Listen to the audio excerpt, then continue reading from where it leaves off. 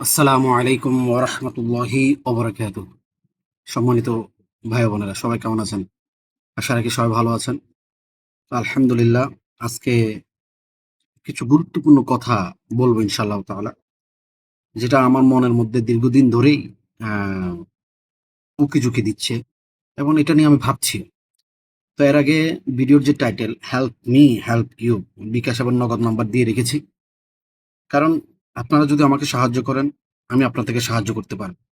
আমি আপনাদেরকে এমন তথ্য দিতে পারবো, এমন বিষয় আলোচনা করব, যেটা কখনো আপনি ভাবেন নাই, কিন্তু আপনার আশেপাশে এটা ঘটে যাচ্ছে, আপনার জীবনে এটা ঘটে যাচ্ছে, কিন্তু আপনি কখনো এটা সমাধান পান না। আজকে শুধুমাত্র এই প্রশ্নটাই আপনি নিজেকে করুন। সেটা হলো, আমি একটা প্রতিষ্ঠানে চাকরি করার পরেও কেন আমাকে আবার আলাদা চাকরি করতে হচ্ছে? কেন আমাকে আবার বিভিন্ন উপায়ে কর্ম করতে হচ্ছে? আপনি একটা জবে গেলেন,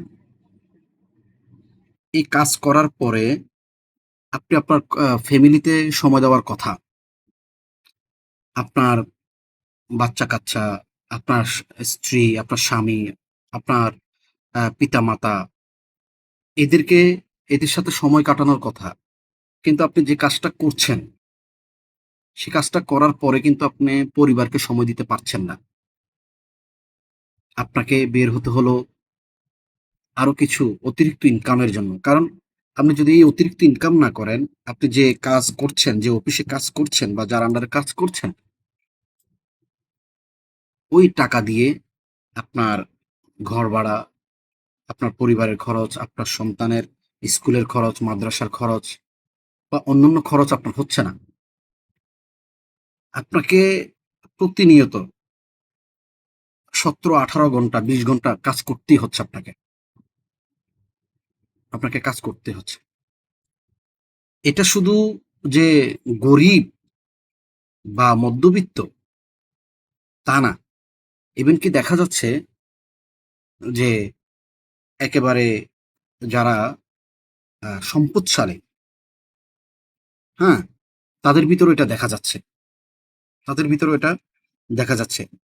অ্যা যারা দেখা গেল যে আপনার ১-১.৫ লক্ষ টাকার বেতন পায়, অথবা যার মাসিক ইনকাম ২ লক্ষ টাকা, তারও কিন্তু একই অবস্থা। এখন বলতে পারেন যে যদি সবারই একই অবস্থা হয়, তাহলে অন্যান্যদের কি অবস্থা? না, না, সবার একই অবস্থা না। আমার আর আপনার মতো লোকদের একই অবস্থা। যারা পলিটিক্যাল পাওয়ারে আছে, তারা আমাকে আপনাকে চুষে খাচ্ছে। যারা কর্পোরেটের আ উচ্চ আসনে বসে আছে, তারা আমাকে আর আপনাকে চুষে খাচ্ছে। আমি আপনাদেরকে বলে দিই, আমরা বিক্রি হয়ে গিয়েছি। আমাদেরকে ছেড়ে দেওয়া হয়েছে। আমাদেরকে এমন মরুভূমিতে ছেড়ে দেওয়া হয়েছে, যার কোনো ঠিকানা নাই। আমাদেরকে এমন সমুদ্রে ছেড়ে দেওয়া হয়েছে, যেখানে আমরা সাঁতরাতে থাকবো। সাঁতরাতে আমাদের বাহুগুলো, আমাদের ডানাগুলো ভেঙে যাবে। বাহুগুলো নিস্তেজ হয়ে যাবে, নাম হয়ে যাবে। কিন্তু আমরা কখনো কূল কিনারা পাবো না।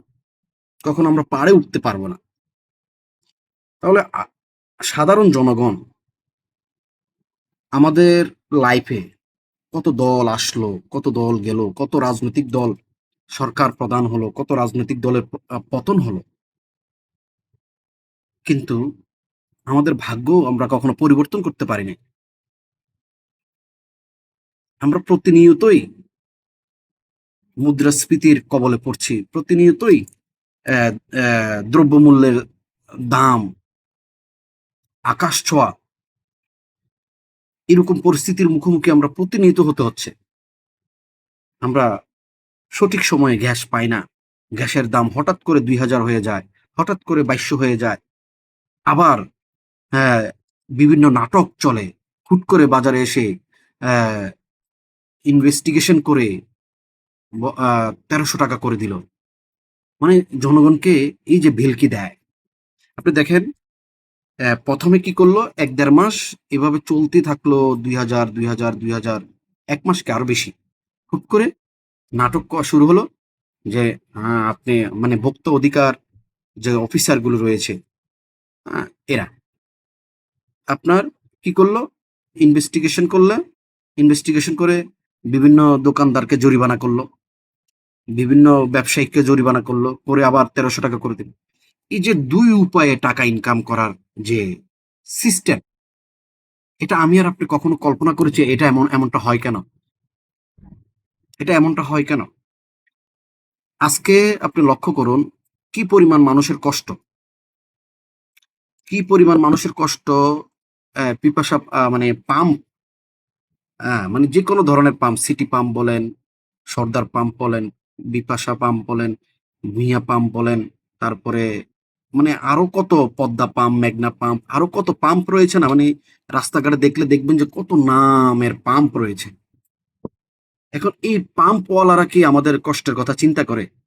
যে একটা হুন্ডাওয়ালা, একটা সিএনজি, একটা বাস, একটা ট্রাক ড্রাইভার এদের কথা চিন্তা করে?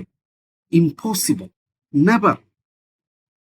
এটা কখনো আহ, হতে পারে না। কারণ আমি আপনাকে একটা উদাহরণ দিই, এই মাইন্ডসেট এখন মানুষ চলে, সেটা হলো আমার পেটে ভাত আছে কিন্তু আপনার পেটে ভাত নাই। কষ্টটা কি আপনি পাচ্ছেন না আমি পাচ্ছি? 100% আপনি পাচ্ছেন, 100% আপনি পাচ্ছেন। তো আপনি যদি পেয়ে থাকেন তাহলে তো আমার এত পেরেশানির দরকার না, আমার তো পেট ভরা আছে। ঠিক তেমনি যারা আপনি আজকে দেখেন অকটেন, ডিজেল, মানে সোজা কথা তেল, যারা ব্যবসা করে, তেলের ব্যবসা করে, তারা কিন্তু ঠিকই মানে সুযোগের সন্ধানে বসে আছে। তারা এমন একটা সুযোগের সন্ধানে বসে আছে যেখানে মনে করেন তারা তো নিয়মিত লাভ করছেই, মানে মোটা অঙ্কের লাভ করার জন্য বসে আছে। তারা কিন্তু ইচ্ছে করে আমাদেরকে তেল দিচ্ছে না। এখন তারা বিভিন্ন তথ্য উপাত্ত দিয়ে, প্রমাণ দিয়ে আমাকে বলতে পারে যে আমাদের কাছে তেল নাই, আমরা তেল আনতে পারিনি। তো আপনি গত 54 বছর ধরে এই প্রতিষ্ঠানগুলো কি করেছে? গত 54 বছর ধরে এই প্রতিষ্ঠানগুলো কি করেছে? দালালি ছাড়া। কারণ কি, মিডল ইস্টে আমাদের একটা ভারসাম্য রয়েছে, আমাদের একটা ইজ্জত রয়েছে। আমরা মিডল ইস্ট থেকে কেন তেল নিয়ে আসতে পারি নাই? আমরা কেন মিডল ইস্টদের সাথে সরাসরি সম্পর্ক করতে পারি না? আমরা কেন ভারতের পা চাটতে হয়েছে? আমরা কেন আমেরিকার পা চাটতে হয়েছে? কেন আমাদেরকে দালালি করতে হয়েছে? আমি বর্তমানে যুদ্ধের, আমি কেন ইন্ডিয়া থেকে তেল আনবো? আমাকে তো ইরান সরাসরি তেল দিচ্ছে, আমাকে তো সৌদি আরব সরাসরি তেল দিচ্ছে, আমাকে তো কাতার সরাসরি তেল দিচ্ছে, আমাকে তো ওমান সরাসরি তেল দিচ্ছে। আমি কেন বাইরে থেকে নিয়ে আসবো? আপনি বুঝেন, আপনি বুঝেন এই এই এই চিন্তাটা যারা প্রশাসনের উচ্চ পর্যায়ে রয়েছে, যারা পলিটিক্যাল পাওয়ারফুল ব্যক্তি, তাদের এই চিন্তা করার প্রয়োজন নাই। কারণ কি, তারা ক্ষমতায় আছে, তারা সুযোগ সুবিধা নিবে, তারা দালালি করবে, করার পরে তাদের শাসন ক্ষমতা যখন শেষ হয়ে যাবে, অধিকাংশ লোকেই বিদেশে সিটিজেনশিপ নিয়ে নেয়, অধিকাংশ লোকেই আহ, জায়গা কিনে নেয় বা ব্যবসায়িক প্রতিষ্ঠানগুলো বিদেশে গড়ে নেয়। হ্যাঁ, তারা কি করে, ওইখানে গিয়ে জীবন যাপন করে। কারণ আমার আর আপনার কথা চিন্তা করেন, আপনি চিন্তা করেন লোটাস কামালের কথা। আপনি কি মনে করেন না লোটাস কামাল এই বাংলাদেশের অন্যতম একজন ব্যবসায়িক লোক, যে দলেই করুক না কেন?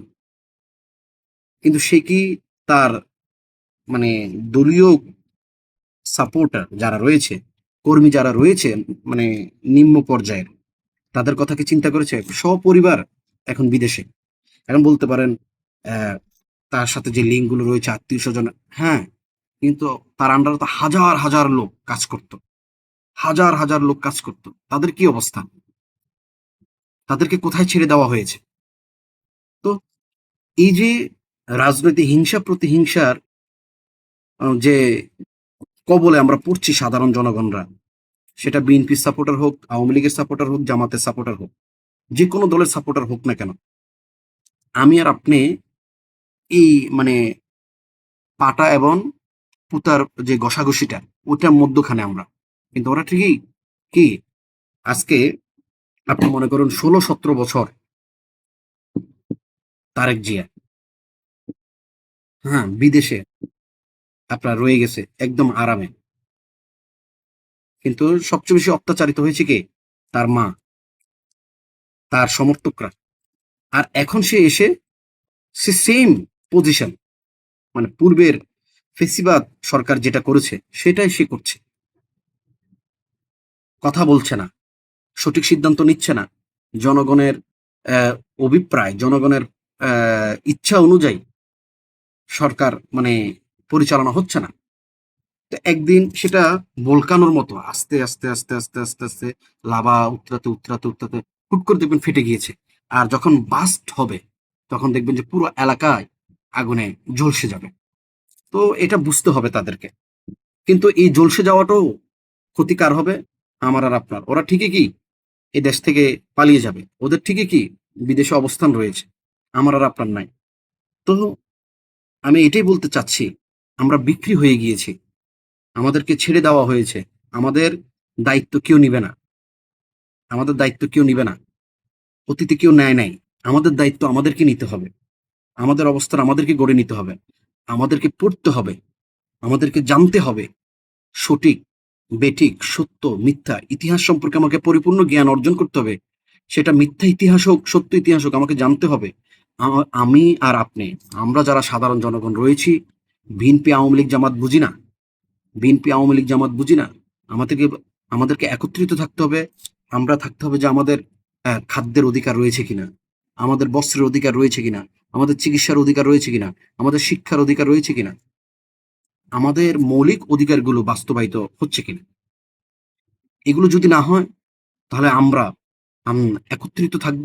আমরা আহ, প্রশাসনকে বাধ্য করব, আইনকে বাধ্য করব যে আইন জনগণের উপকারের জন্য, যে আইন সমাজের উপকারের জন্য, যে আইন রাষ্ট্রের উপকারের জন্য প্রযোজ্য, সেটা বাস্তবায়ন করার জন্য।